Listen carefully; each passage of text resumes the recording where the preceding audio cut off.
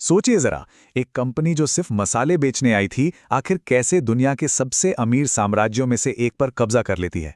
ये सिर्फ व्यापार की कहानी नहीं है, ये है महत्वाकांक्षा, धोखे और एक पूरे उपमहाद्वीप पर जीत की दास्तां। चलिए इसी कहानी को समझते हैं कि ईस्ट इंडिया कंपनी ने ये सब कैसे किया। तो बात है 1600 के आसपास की। लंदन में कुछ व्यापारी एक साथ आए। उनका सपना बस एक था, ईस्ट इंडीज के मसालों के व्यापार से पैसा कमाना। मतलब मकसद एकदम सीधा था, व्यापार करो और मुनाफा कमाओ। लेकिन फिर कुछ ऐसा हुआ कि महज 250 सालों में ये छोटी सी ट्रेडिंग कंपनी एक ऐसी जबरदस्त ताकत बन गई जिसके पास अपनी खुद की सेना थी, अपने बनाए हुए कानून थे और वो भारत के एक बहुत बड़े हिस्से पर राज कर रही थी। तो सवाल यही उठता है, व्यापारियों का एक छोटा सा समूह शासक कैसे बन गया? आखिर उन्होंने ये किया कैसे? चलिए इसी गुत्थी को सुलझाते हैं।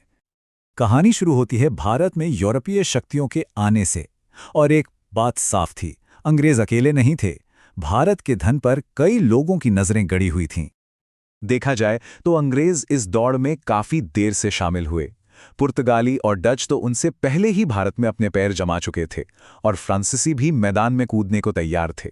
मतलब साफ था, भारत का खजाना यूरोप की हर बड़ी ताकत को अपनी ओर खींच रहा था। वैसे कंपनी की शुरुआत बहुत मामूली थी। महारानी से व्यापार का एकाधिकार तो मिल गया, लेकिन असली चुनौती तो मुगल दरबार में अपनी जगह बनाना था। शुरुआती कोशिशें नाकाम रहीं, पर आखिरकार सर थॉमस रो की कूटनीति काम आई और कंपनी के लिए भारत में व्यापार के दरवाजे खुल गए। लेकिन कंपनी का इरादा सिर्फ व्यापार करने का नहीं था। वो बहुत ही योजनाबद्ध तरीके से एक एक करके अपने सभी प्रतिद्वंदियों को रास्ते से हटा रही थी, चाहे वो यूरोपीय हों या फिर भारतीय।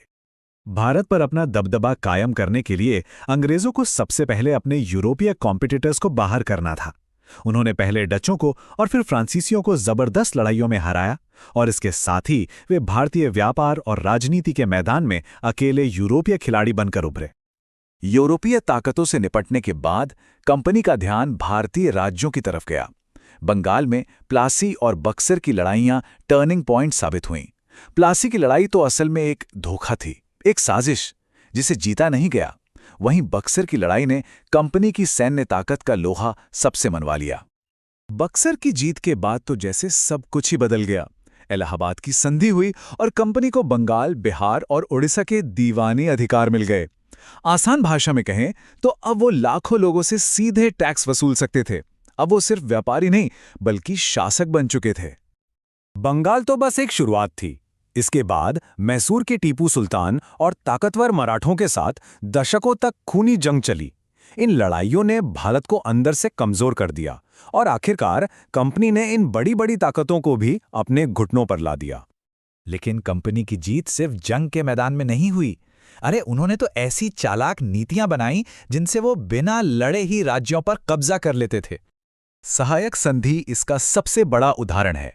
भारतीय शासकों को सुरक्षा देने के नाम पर उनकी आज़ादी छीन ली गई।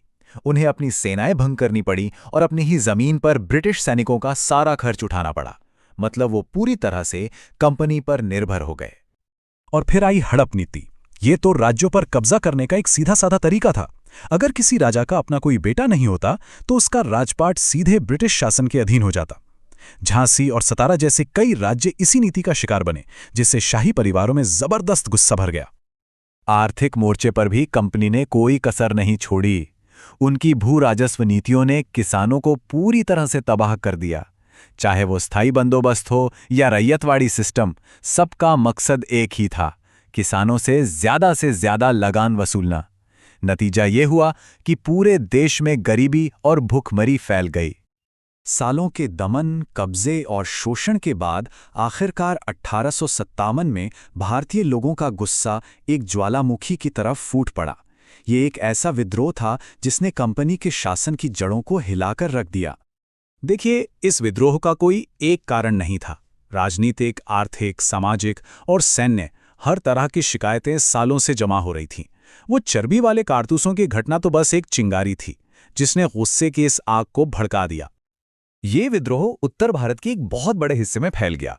दिल्ली से लेकर झांसी तक भारतीय नेताओं ने कंपनी शासन के खिलाफ इस लड़ाई का नेतृत्व किया। हर कोई अपने अपने कारणों से लड़ रहा था, लेकिन दुश्मन सबका एक ही था।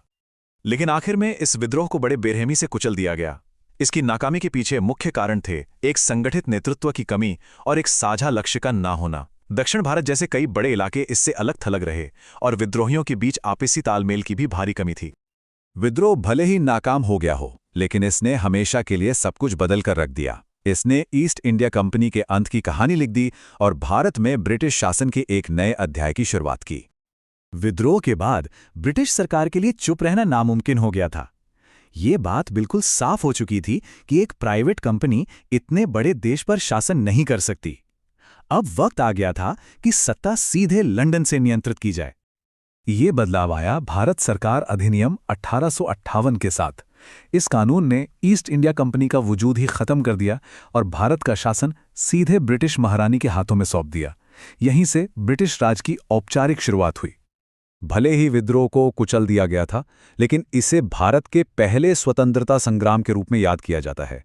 ये पहली बार था जब इतने बड़े पैमाने पर लोग एक विदेशी ताकत के खिलाफ एक साथ खड़े हुए थे, और ये आने वाली पीढ़ियों के लिए प्रेरणा का एक बहुत बड़ा स्रोत बन गया।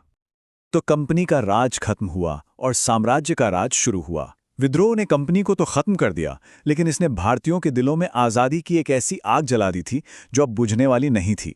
लड़ाई का एक अध्याय भले ही खत्म हो गया था, लेकिन स्वतंत्रता का संघर्ष अब एक नए मोड़ पर आ खड़ा हुआ था।